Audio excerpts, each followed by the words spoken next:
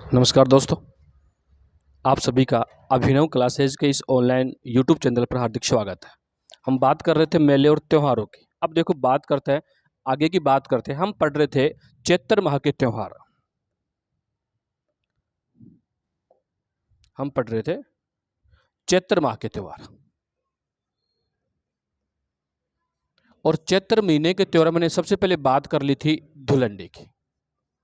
सबको पता है कि धुलंडी का त्योहार हम पढ़ रहे थे चैत्र कर्षण एकम को। कब पढ़ रहे थे?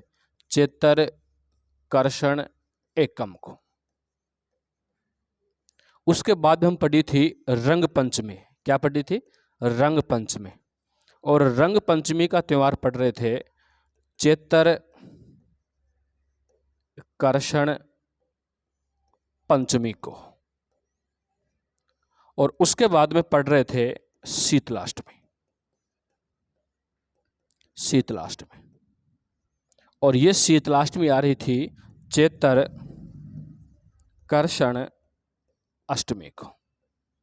साथ में ये भी पढ़ रहे थे इस दिन चाकसू जयपुर में, सिल्की डूंगरी चाकसू जयपुर में शीतला माता का मेला लग रहा था। शीतला माता का मेला। और ये भी कह रहे थे कि शीतला माता के मेले को बैलगाड़ी मेला कहते हैं। और इसी शीतलाष्टमी के दिन जो त्योहार मनाते हैं इसे बासेड़ा भी कहा जाता है। हमने इतनी बात कर ली थी। आज हमें बात करनी थी आगे। अब देखो बात करूं मैं, अगला जो त्योहार पढ़ेंगे वो है आपका घुड़ला। कौन सा है भाई? घुड़ला। और घुड़ले का त्योहार जो आएगा, देखना एक बार, ये जो घुड़ले का जो त्योहार आएगा, ये त्योहार चैत्र कर्षण अष्टमी से, याद रखना भाई, कब से आएगा?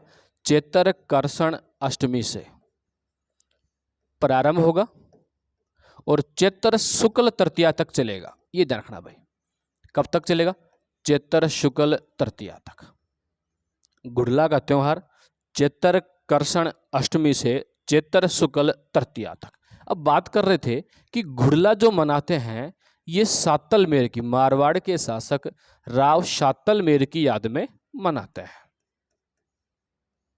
याद में मनाते हैं। एक बात और याद रखना, इस दिन जोधपुर में घुड़ला मेला लगता है। कौन सा मेला लगेगा? घुड़ला मेला। साथ में एक बात और याद रखना, इसी दिन मारवाड़ में, मुख्यतः जोधपुर में, घुड़ला नृत्य। कौन सा नृत्य होता है?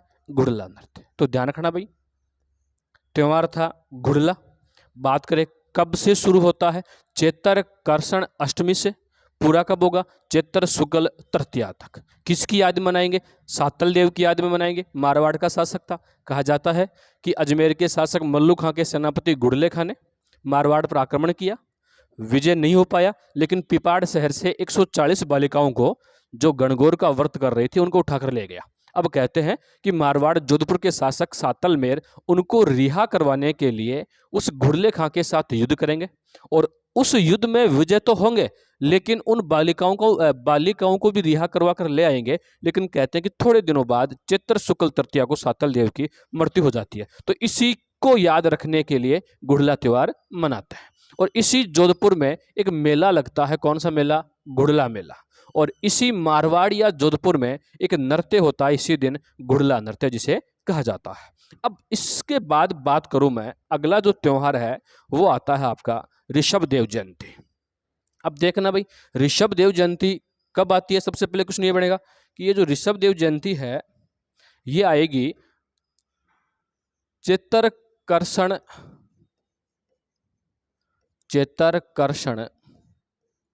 अष्टमी को। और यही जयंती नवमी को भी मनाते हैं। ये ध्यान रखना भाई, ऋषभ देव जयंती जो है ये चैत्र कर्षण अष्टमी को भी और नवमी को भी। ध्यान रखना, इस दिन धुलेव गांव उदयपुर में, ये ध्यान रखना भाई, इस दिन धुलेव गांव उदयपुर में एक मेला लगता है जिसका नाम है ऋषभ देव मेला।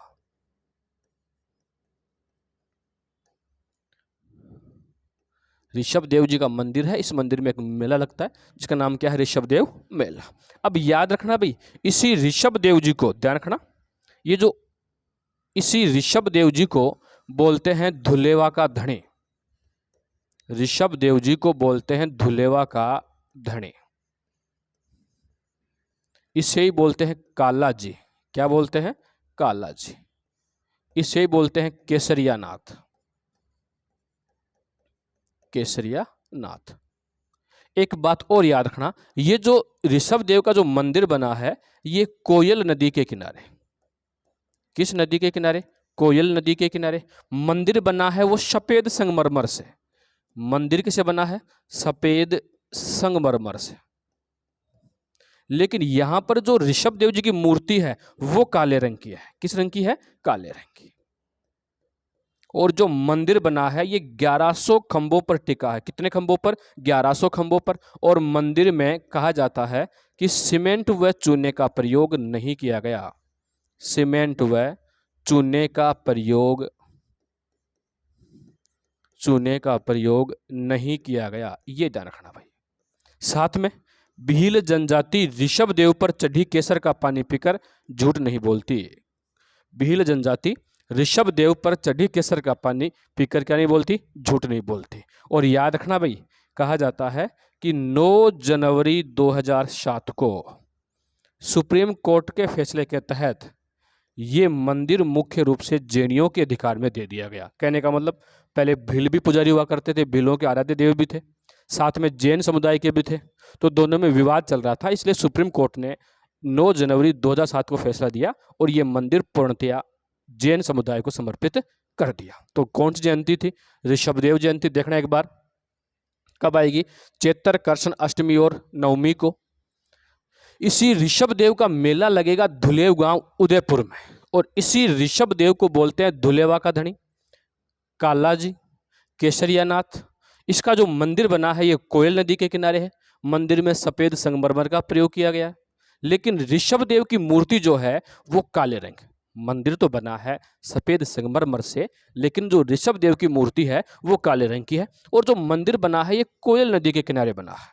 कहा जाता है कि ये मंदिर 1100 खंभों पर टिका है। कितने खंभों पर? 1100 खंभों पर। इसके निर्माण में सीमेंट व चूने का प्रयोग नहीं किया गया। और कहते हैं कि भील जनजाति केसरिया नाथ पर चढ़ी केसर का पानी पीकर कभी झूठ नहीं बोलती। ये भी कहा जाता है कि ये जैन समुदाय का भी था, भीलों का भी था, लेकिन 9 जनवरी 2007 को सुप्रीम कोर्ट के फैसले के तहत ये जैन समुदाय को समर्पित कर दिया गया। ये ध्यान रखना भाई। अब अगला जो त्योहार पढ़ते हैं वो है नववर्ष। कौन सा है? नववर्ष। थोड़ा सा देखना भाई एक बार। नववर्ष का त्योहार जो है, पहली बात आएगी नववर्ष सबसे पहले आता कब है? तो चैत्र शुक्ल एकम को। कब आएगा? चैत्र शुक्ल एकम को। दूसरी बात, इसी दिन विक्रम संवत का प्रारंभ मानते हैं। कौन सी संवत का प्रारंभ मानते हैं? विक्रम संवत का शुभारंभ या प्रारंभ मानते हैं। ध्यान रखना भाई। इसी दिन हिंदुओं का नया त्योहार, हिंदुओं का नया त्योहार, हिंदुओं का नया साल या नववर्ष, हिंदुओं का नववर्ष,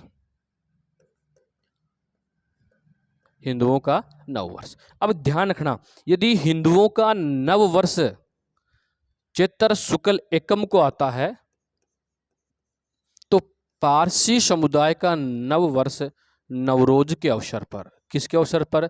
नवरोज के अवसर पर। अगर पारसियों का नवरोज आएगा तो मुस्लिम धर्म का नववर्ष मुहर्रम में। कब आएगा? मुहर्रम में। ये थोड़ा सा ध्यान रखना भाई, ध्यान रखना। कब? चैत्र शुक्ल एकम को प्रारंभ, इस दिन विक्रम संवत का प्रारंभ होता है, हिंदुओं का नया साल आता है। अब हिंदुओं का नया साल चैत्र शुक्ल एकम को आएगा तो पारसियों का नया साल आएगा नवरोज के अवसर पर, मुसलमानों का नया साल आएगा मुहर्रम के अवसर पर। अब एक बात का और याद रखना भाई, इसी दिन नव वर्ष या चैत्र शुक्ल एकम के अवसर पर महाराष्ट्र में, ये ध्यान रखना भाई, कहां पर? महाराष्ट्र में एक त्योहार मनाते हैं गुड़ी पड़वा। बताओ भाई, महाराष्ट्र में कौन सा त्योहार मनाएंगे? गुड़ी पड़वा। इसी दिन आंध्र प्रदेश में एक त्योहार मनाते हैं युगादि का। कौन सा मनाएंगे? युगादि। इसी दिन कश्मीर में एक त्योहार मनाते हैं नवरेह का। किसका मनाएंगे? नवरेह का। तो ध्यान रखना भाई, नववर्ष, नववर्ष के दिन महाराष्ट्र में क्या मनाएंगे? गुड़ी पड़वा। आंध्र प्रदेश में युगादि का त्योहार, कश्मीर में नवरेह का त्योहार। किसका त्योहार? नवरेह का। याद रखना भाई। अब बात करें आगे, देखना एक बार अगला जो त्योहार आएगा वो आएगा नवरात्र। देखना सारे एक बार,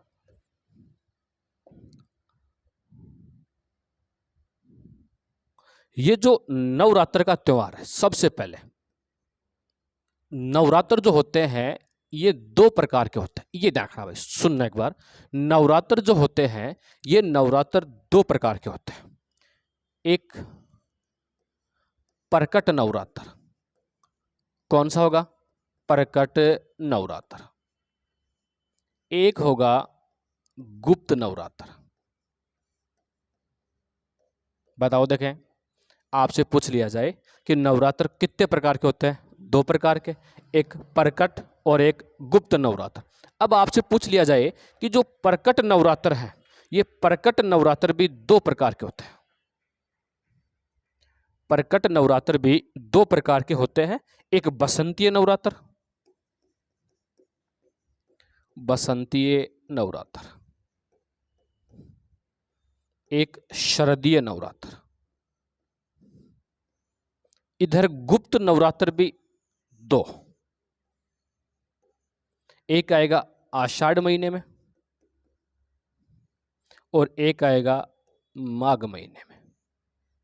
अब ध्यान रखना, ये जो बसंतीय नवरात्र है, ये जो बसंतीय नवरात्र हैं इनको बोलते हैं छोटे नवरात्र। अरे क्या बोलेंगे? छोटे नवरात्र। लेकिन जो शरदीय नवरात्र हैं इनको बोलते हैं बड़े नवरात्र। ये ध्यान रखना भाई, बड़े नवरात्र। अब ये जो आएंगे ये चैत्र महीने में। किस महीने में? चैत्र महीने में। और ये आएंगे आश्विन महीने में। किस महीने में? आश्विन महीने में। और ये जो आएंगे ये शुक्ल पक्ष की शुक्ल एकम से सारे नवरात्र नवमी तक। कहने का मतलब जो आषाढ़ महीने वाले हैं, माघ महीने वाले हैं, चैत्र वाले हैं, अश्विन वाले हैं, ये शुक्ल पक्ष की एकम से नवमी तक। तो एक बार देखना कौन सा त्योहार है? नवरात्र। कितने होते हैं? दो, एक प्रकट, एक गुप्त। प्रकट नवरात्र कितने प्रकार के? दो प्रकार के, एक बसंतीय, एक शरदीय। बसंतीय नवरात्रों को छोटे नवरात्र, चैत्र महीने में आते हैं, शुक्ल पक्ष की एकम से नवमी तक। शरदीय नवरात्र इनको बड़े नवरात्र बोलते हैं, जो आश्विन महीने में आते हैं, ये शुक्ल पक्ष की एकम से नवमी तक। अब जो गुप्त नवरात्र हैं ये आषाढ़ और माघ महीने में। एक और याद रखना, ये प्रकट नवरात्र जो है ये इस प्रकट नवरात्र में माता की पूजा या देवी को समर्पित। किसको समर्पित? देवी को समर्पित। ये देवी को समर्पित है प्रकट नवरात्र जो दो होते हैं मेरे हिसाब से।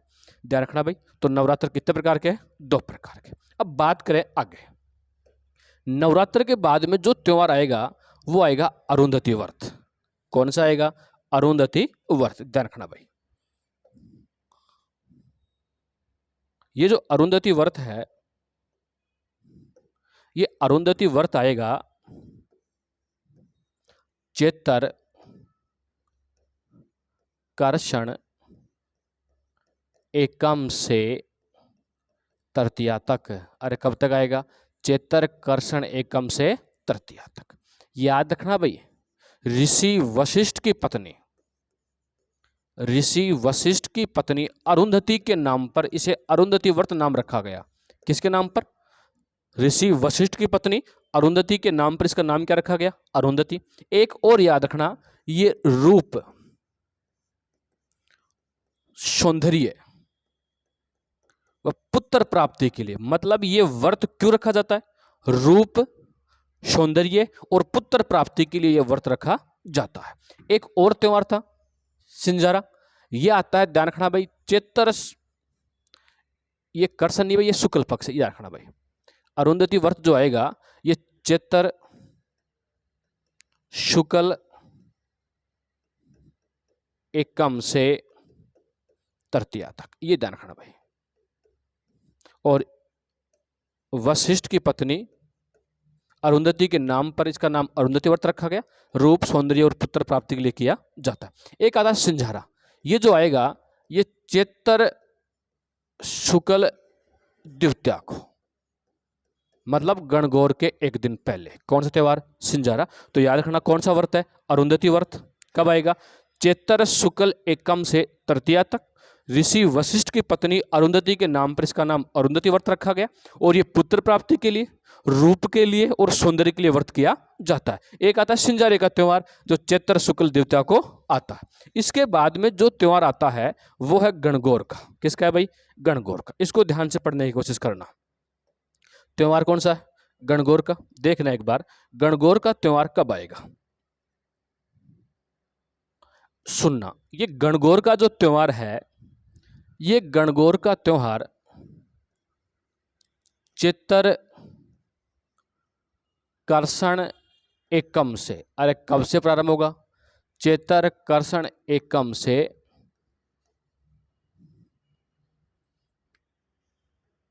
चैत्र शुक्ल तृतीया तक।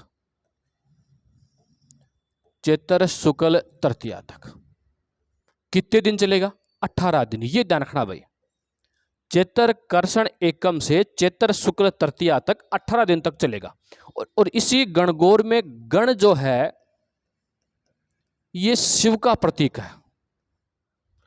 गौर जो है ये पार्वती का प्रतीक है। गण किसका प्रतीक है? शिव का। गौर किसका प्रतीक? पार्वती का। और ये गणगौर सर्वाधिक गीतों वाला त्योहार है। सर्वाधिक गीतों वाला त्योहार। इसी गणगौर के अवसर पर सर्वाधिक महिलाओं द्वारा घूमर नृत्य। और इसी गणगौर के अवसर पर, इसी गणगौर के अवसर पर ध्यान रखना, जयपुर में ऊंट व घोड़ों की दौड़, ऊंट व घोड़ों की दौड़। और यही गणगौर का व्रत अच्छे पति के साथ साथ अच्छी भाभी की कामना के लिए किया जाता है।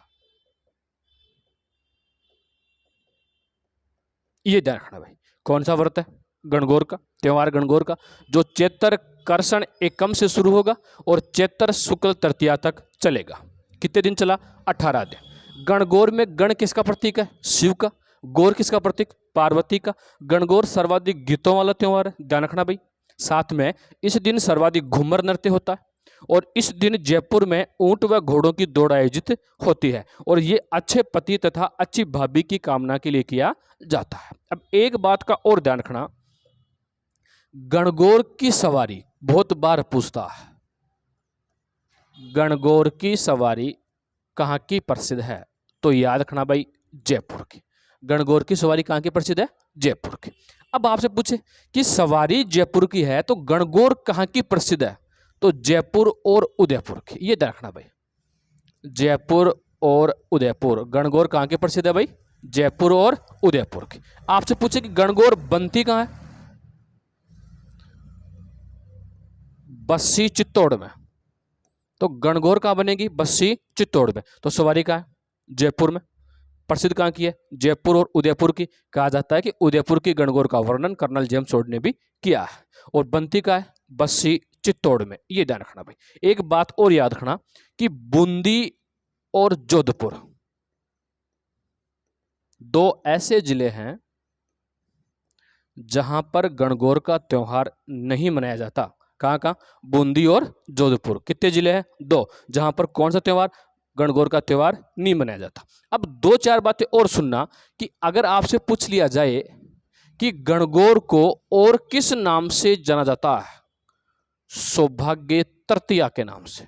ये भी रखना भाई। इस त्योहार को सौभाग्य तृतीया के नाम से भी जाना जाता है। एक और याद रखना, गणगौर पार्क। ये जो गणगौर पार्क बना है, ये बना है जोधपुर में।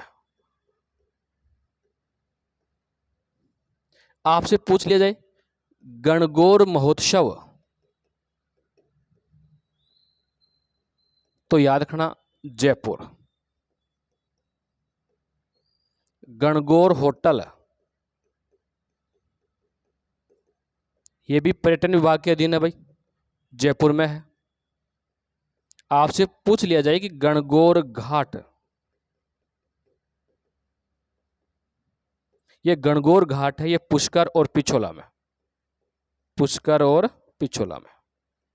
पिछोला जिला उदयपुर में, पुष्कर अजमेर में। अगर आपसे पूछ लिया जाए कि गणगौर का अंतिम दिन वो लावणी कहलाता है, क्या कहलाएगा? वो लावणी।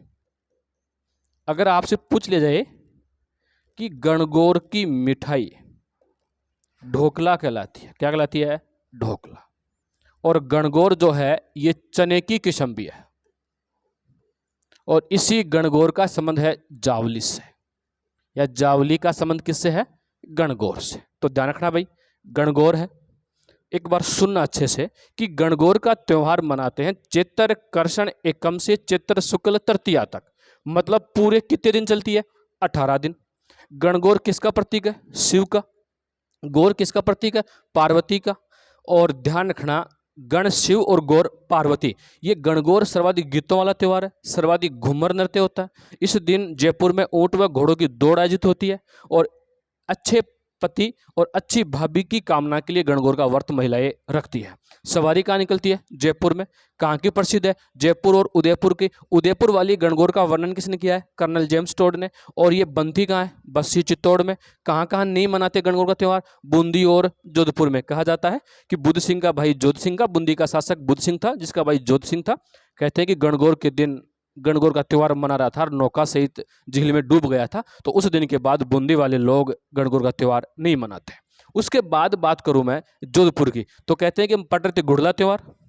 घुड़ला त्यौहार के दिन सातलमेर जो था वो घुड़ले खां के साथ युद्ध करता है, उसमें विजय तो होता है लेकिन गणगौर के दिन उसकी मृत्यु हो जाती है, इसलिए जोधपुर वाले भी त्यौहार नहीं मनाते। फिर बात करूं, इसी गणगौर वाले दिन को सौभाग्य तृतीया कहते हैं। गणगौर पार्क जोधपुर में है।